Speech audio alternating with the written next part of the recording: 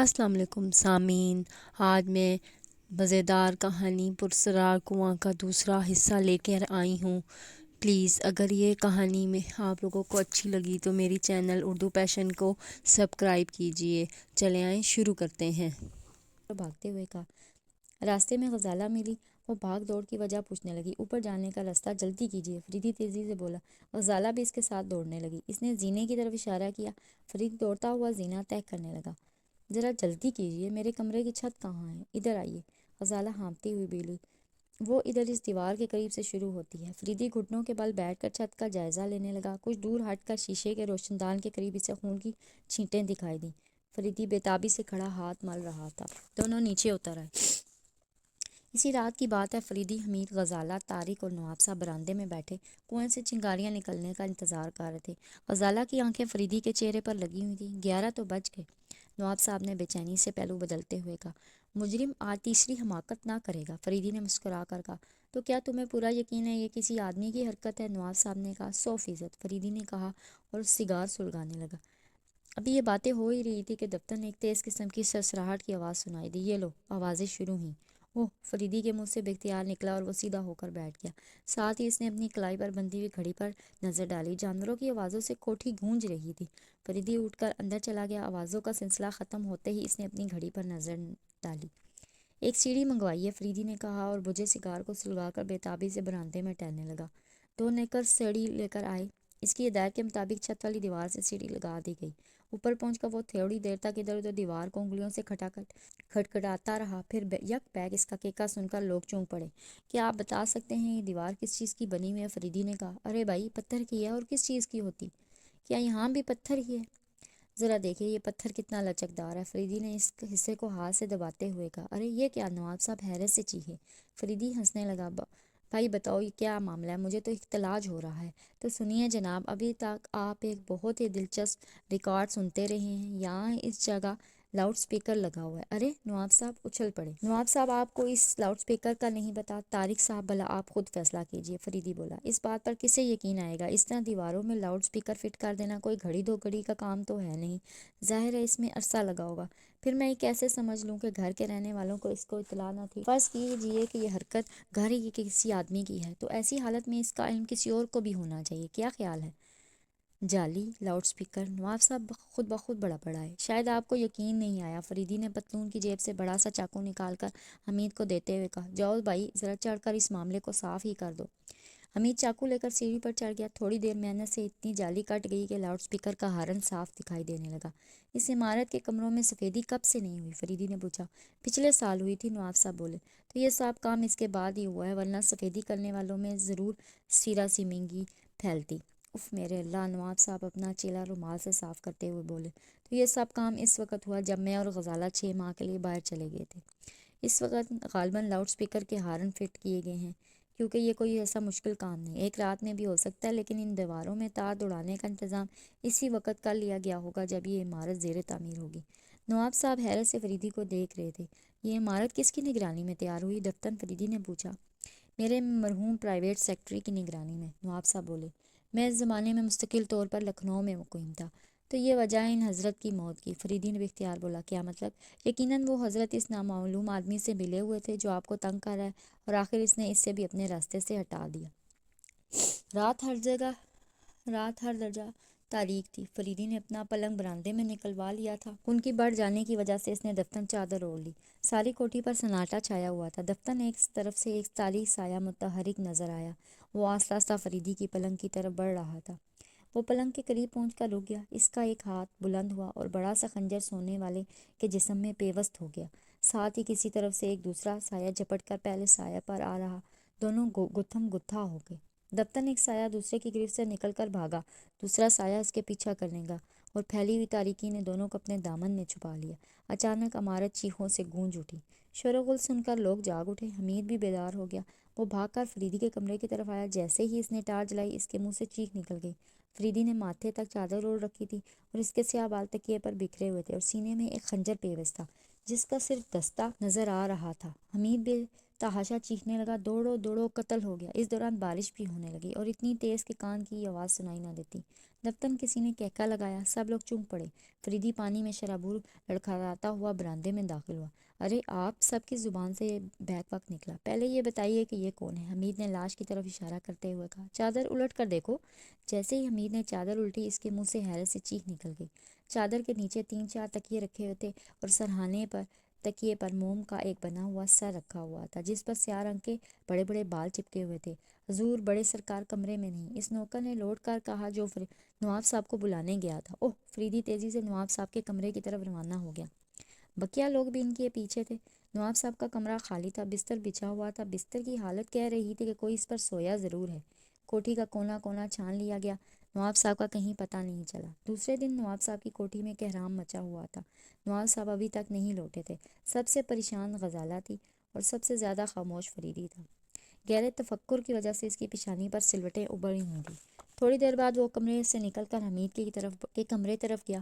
سنو، فریدی آہستہ سے بولا، آج رات میں اس کنویں میں اتروں گا۔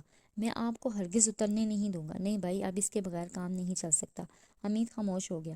میرا خیال ہے کہ رات کو اس کنویں کی نگرانی ضرور کی جاتی ہوگی، تم شام سے ہی باغ پر نظر رکھنا۔ رات کو حمید دوڑتا ہوا فریدی کے پاس آیا۔ آپ کا خیال صحیح تھا، وہ ہانتا ہوا بولا۔ میں نے ابھی ایک آدمی کو کنویں کی پچھلی والی جھاڑیوں میں چھپتے ہوئے دیکھا ہے۔ فریدی پہلے سے تیار بیٹھا تھا۔ اس نے ضروری سامان ساتھ لیا اور حمید کے ساتھ روانہ ہو گیا۔ پھاٹک کے باہر نکل کر دونوں چار دیواری کے نیچے چلنے لگے۔ ایک جگہ فریدی رک گیا۔ وہ دیکھیے، کنویں کی جگت کے پاس جھاڑیوں میں، حمید نے آہستہ سے کہا۔ فریدی نے سر ہلایا، وہاں کوئی چھپا ہوا تھا۔ فریدی اپنے پستول کی نال پکڑ کر آہستہ آہستہ آگے بڑھنے لگا۔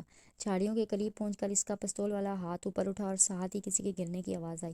حمید، حمید، جلدی کرو، رسی! فریدی نے کہا۔ وہ ایک قوی ہیکل آدمی کو دبوچے بیٹھا تھا۔ آدمی سر پر چوٹ لگنے کی وجہ سے بے ہوش ہو چکا تھا۔ دونوں نے منہ مل کر اسے ایک درخت کے تنے سے جکڑ دیا۔ دیکھو، اس کی اچھی طرح نگرانی کرتے رہنا، اگر کوئی بات ہو تو بے دریغ پستول استعمال کر لینا۔ یہ کہہ کر فریدی جھاڑیوں میں گھس گیا۔ چند لمحوں کے بعد جب وہ وہاں سے نکلا تو اس کے ہاتھ میں ایک پنجرا تھا۔ یہ کیا؟ حمید نے آہستہ سے پوچھا۔ تالک کا نیولا۔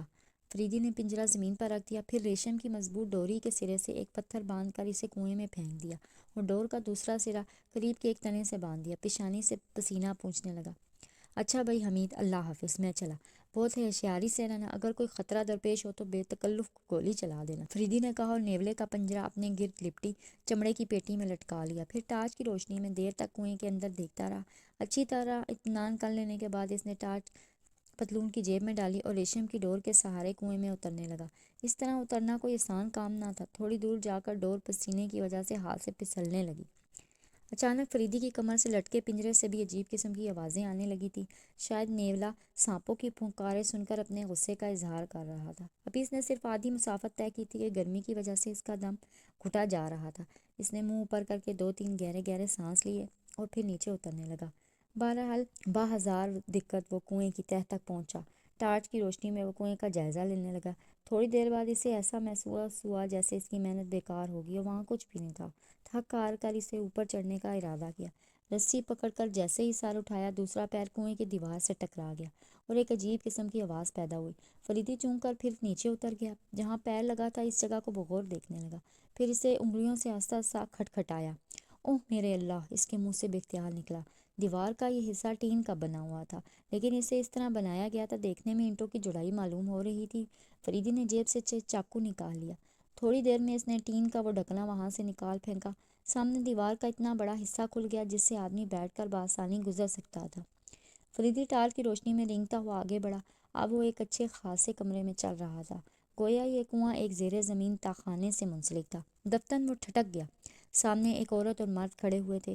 اس نے قریب جا کر دونوں کو ٹٹولا، وہ ربڑ کے بنے ہوئے تھے۔ فوراً فریدی کو خیال آیا کہ یہ وہی مورتیاں ہیں جنہیں پہلے دن نواب صاحب وغیرہ نے لاش سمجھا تھا۔ فریدی آگے بڑھا۔ سامنے ایک دروازہ تھا جس کی درزوں سے روشنی چھن چھن کر کمرے میں آ رہی تھی۔ دوسرے کمرے میں کسی کے بولنے کی آواز آ رہی تھی۔ فریدی نے کواڑوں کی درز سے آنکھیں لگا دی۔ دوسرے کمرے میں ایک آدمی کی لاش پڑی ہوئی تھی جس کے سینے سے تازہ تازہ خون ابل رہا تھا۔ ایک کرسی پر نواب رشید الزمان بیٹھے ہوئے تھے، لیکن وہ رسیوں سے جکڑے ہوئے تھے۔ اچانک ایک آدمی دروازے کے قریب آ کر کھڑا ہو گیا۔ اس کے ہاتھ میں پستول تھا۔ یہ پرویز تھا۔ پرویز جو پاگل تھا، وہی پرویز جو بچوں کی طرح توتلا توتلا کر بولتا تھا۔ وہ گھٹنوں کے بل چلتا تھا، وہ پرویز اس وقت سیدھا کھڑا تھا، اس کے ہاتھ میں دودھ کی بوتل کے بجائے پستول تھا اور آنکھوں میں معصومیت کے بجائے صفاقی درندگی اور وحشیانہ پن رقص کر رہا تھا۔ دیکھا آپ نے اس نمک حرام کا انجام؟ پرویز لاش کی طرف اشارہ کر کے کہا۔ یہ مجھے دھمکی دے رہا تھا، جاسوسوں کو میرے متعلق بتا دے گا۔ فریدی کے سارے جسم میں سنسناہٹ پھیل گئی، کیونکہ پرویز اس وقت تتلا کر نہیں بول رہا تھا۔ ہاں تو بھائی صاحب، اب آپ بھی مرنے کے لیے تیار ہو جائیے، پرویز بولا۔ میں نے تمہیں ہمیشہ سگے بھائیوں کی طرح عزیز رکھا، میں نے تمہارا کیا بگاڑا ہے؟ نواب صاحب گڑ گڑا کر بولے۔ کچھ بھی ہو، لیکن میں یہ کسی طرح گوارا نہیں کر سکتا کہ اپنے باپ کے ترکے سے صرف اس لیے محروم کر دیا جاؤں کہ اس نے میری ماں کے ساتھ نکاح نہیں کیا تھا۔ کیا میں نے تمہیں کبھی کسی چیز کی کمی محسوس ہونے دی؟ نواب صاحب بولے۔ میں ان فضولیات میں نہیں پڑنا چاہتا، میں تمہیں ضرور قتل کروں گا۔ جاسوسوں کو پہلے ہی سے تم پر شبہ تھا، تمہارا غائب ہو جانا اس شبے کو یقین میں تبدیل کر دے گا۔ تمہاری روپوشی کے بعد تمام جائیداد کا میں پورا مالک ہوں گا۔ غزالہ کے علاوہ اور تمہارا ہے ہی کون جو مجھ سے نمٹنے آئے گا؟ فریدی نے دروازے کو زور سے دھکا دیا۔ کواڑوں کی جھپٹ میں آ کر پرویز اوندھا منہ گر پڑا۔ فریدی اچھل کر اس پر آ رہا، دونوں آپس میں گتھم گتھا ہو گئے، دونوں کے ہاتھوں میں پستول دبے ہوئے تھے۔ دفتن پرویز فریدی کی گرفت سے نکل کر پھرتی سے ایک صوفے کی آڑ میں ہو گیا۔ فریدی اس کا مطلب سمجھتا تھا، اس نے جھپٹ کر ایک میز گرائی اور اس کی اوٹ میں ہو گیا۔ دفتن فریدی نے چیخ ماری اور گر پڑا۔ پرویز کھڑا ہو گیا، وہ آہستہ آہستہ میز کی طرف بڑھ رہا تھا۔ اچانک ایک فائر ہوا اور پرویز چیخ مار کر گر پڑا۔ فریدی اٹھ کر کھڑا ہو گیا، وہ دشمن کو غچہ دینے میں کامیاب رہا، اب اسے تڑپتا ہوا دیکھ رہا تھا۔ گولی ٹھیک اس کے ماتھے میں لگی تھی۔ فریدی بیٹا، نواب صاحب چیخ مار کر بے ہوش ہو گئے۔ دوسرے دن شام کو نواب صاحب، غزالہ، طارق، فریدی، حمید اور دوست سب انسپکٹر ایک ساتھ چائے پی رہے تھے۔ کنویں کا معمہ حل ہو چکا تھا اور پرویز اپنے انجام کو پہنچ چکا تھا۔ ایسی تاریک رات میں اس کنویں میں اترنا فریدی جیسے دلیر ہی کا کام تھا۔ نواب صاحب بولے، مجھ سے دراصل ذرا سی غلطی ہو گئی، ورنہ اتنی پریشانی نہ اٹھانی پڑتی۔ کھنڈروں والا راستہ زیادہ سیدھا اور آسان تھا، جس سے پرویز تہانے میں آتا جاتا تھا، صرف ذرا سا دماغ پر زور ڈالنا پڑتا۔ اب سوچتا ہوں کہ میں نے اپنا زیادہ وقت کھنڈروں میں ہی کیوں نہ صرف کیا، فریدی نے کہا۔ خیر جو کچھ بھی ہوا اچھا ہی ہوا، طارق بولا۔ اس میں تو شبہ نہیں، فریدی نے اٹھتے ہوئے کہا۔ حمید فریدی کے پیچھے آ کر بولا، آپ نے ابھی تک یہ نہیں بتایا کہ کنویں سے آگ کس طرح نکلتی تھی؟ تم بھی رہے الو کے الو، فریدی مسکرا کر بولا۔ ارے میاں، آتش بازی تھی، کیا تم نے مٹی کے وہ بڑے بڑے انار نہیں دیکھے تھے جو تہہ خانے سے برآمد ہوئے؟ اوہ واقعی اچھا خاصا بچوں کا کھیل تھا، مگر خطرناک، حمید نے کہا اور سیٹی بجاتا ہوا کمرے سے نکل گیا۔